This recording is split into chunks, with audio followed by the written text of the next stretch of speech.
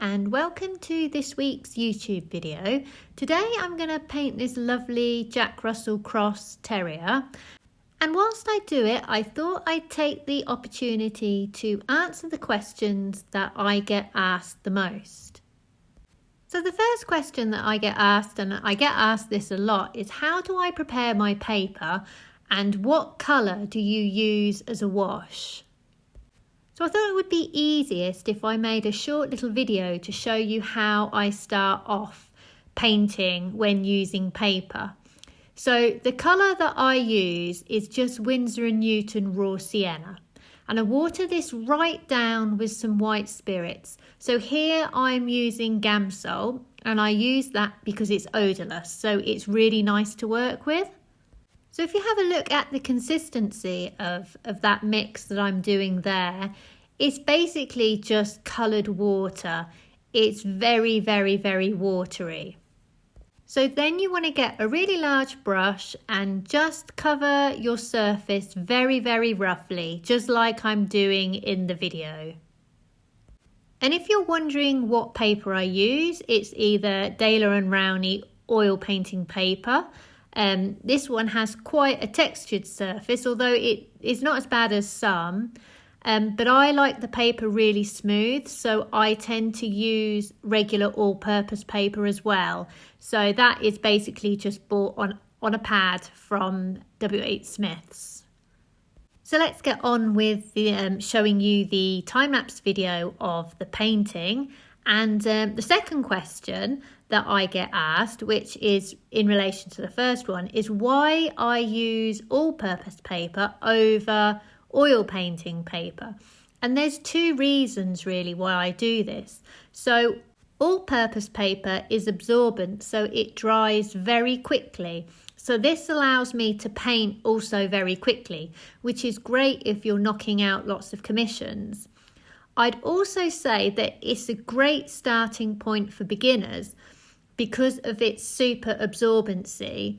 It is very, very, very forgiving. So you won't have the issue that you get when you paint on canvas, that you begin to lose control of the painting and the paint just slides around everywhere.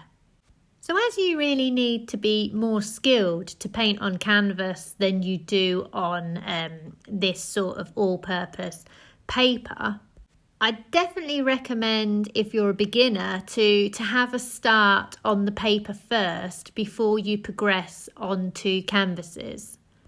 You'll also find as well that oil painting paper is kind of like a halfway house between the all-purpose paper and painting on a canvas. So it's less absorbent than the all-purpose paper, but more absorbent than painting on a canvas. So that's a good halfway house if you want something sort of in the middle. So the next question then is that I get asked is, should I do an underpainting? So there are two different ways to do this. You can either do a full underpainting, which is what some people do. So they do the full painting, but maybe in like raw umber and maybe white. Or they might coat their canvas or their surface with one colour only. So I choose to coat my my surface in raw sienna. I don't do a full underpainting. It's time really. It takes quite long, and so I'm just doing sort of a happy medium to kind of try and speed up my process. But you can use a variety of different colours. You can use really any colour that you like. I choose raw sienna because I choose to paint in layers, and the light areas that contain white are the last ones that I put down. So you need to be really careful with white because white basically it pollutes everything around it, and once you've laid it, it's very difficult to take it off if you make a mistake, and that can result in like a really chalky painting. So by using raw sienna, it allows me to leave my lightest areas pretty much untouched without massively affecting how I see my overall painting. So very often your lightest areas are going to be the warmest ones because they're sort of the areas that are sort of in the light. So if your surface has been already warmed up with raw sienna, you can pretty much leave it untouched until you get to your very, very lightest areas that have your white mixes. And it's also much easier to kill the warm light areas than to put warmth into a white plus colour mix. So this is why I use raw sienna, but as I said, you can use any colour that you want. So the next question is, should I paint in layers or should I paint aloprima? Now, this one is really a personal preference, and I really think you have to try both to understand which one you prefer. So I prefer working in layers because I find I'm much less likely to lose control of my painting than if I work aloprima. I find I can be much more disciplined about leaving a section that isn't right and then maybe returning to it at a later point when it's dry than trying to fix it. So the great thing about this is that it results in a less overworked painting and sort of a much fresher feel to your artwork as well. Also, it's quite hard to go from like a zero painting to a correct painting with the right values and temperatures from nothing.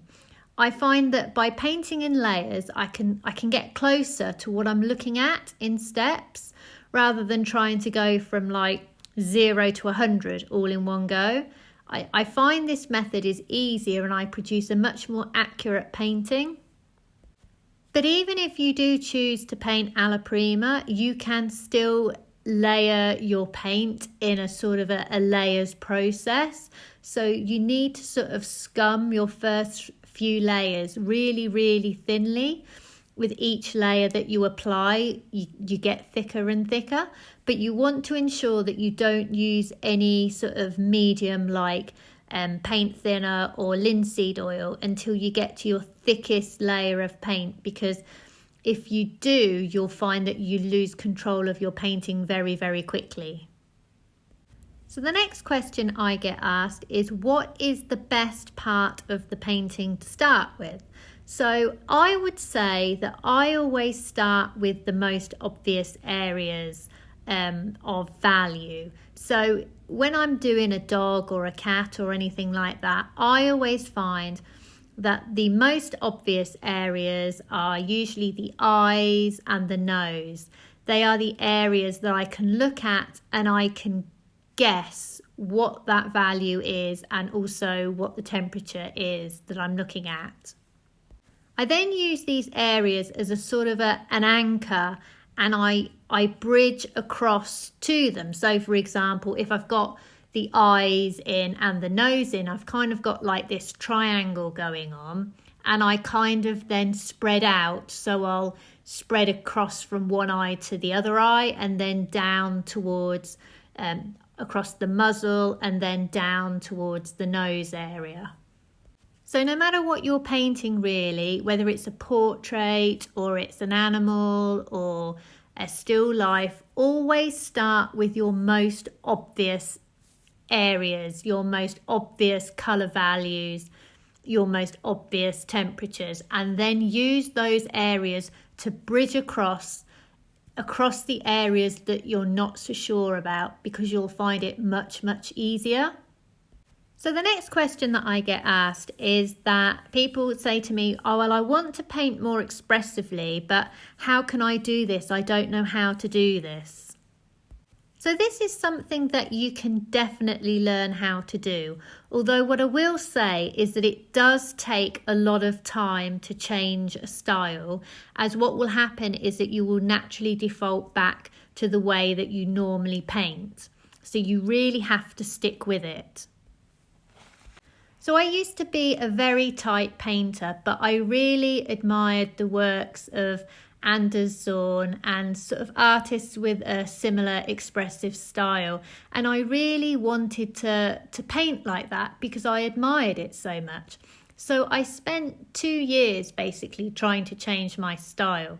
So I did things like I'd pin up lots of copies of Zorn's paintings and other artists' paintings around my easel, so I was always looking at them. I was always reminding myself how I wanted to paint, looking at my painting, comparing my style to theirs. I also practiced by painting other artists that I admired. I painted their paintings to try and learn how they did it.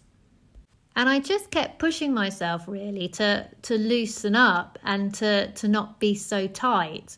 And it took a long time for it to become natural, so that I didn't have to think about it. And I also found as well that painting in layers really helped, as I could start off very, very loosely, very, very messily. You'll see as I progress through my layers, you'll see I start off very, very, very roughly. And I found that this really helped, because I would then refine from something that was very, very loose. And then I could choose the areas that I wanted to then tighten up. And so I'd find that naturally it would give me a much more expressive painting. And so my last question that I get asked a lot, well, the last question that I'll deal with today is people say to me, well, my paintings, they just don't look very realistic. How can I improve them? So there's a number of things that you can do instantly to try and change your paintings that will give you the biggest effect. So one of the quickest ways is to limit your palette. So I'd say to about 5 colours plus black and white, and make sure 3 of the 5 colours include the primary colours. By limiting your palette, you'll find that your paintings become much more harmonious. Check your drawing and your tonal values are correct. So for your drawing, you can grid things up and make sure that you've translated from what you're looking at onto your canvas correctly. That's really, really important. And for your tonal values, as you're progressing along, you can take photographs of your painting, turn it into black and white, and compare it to maybe a printed out black and white version of the picture that you've got as well. So just keep comparing your drawing and your tonal values as you're going along. That will make a really big difference. Also as well, you find that a lot of people, they tend to paint over things rather than paint around things. So for example, if you were painting a sky, they might paint their sky, then put their clouds on top.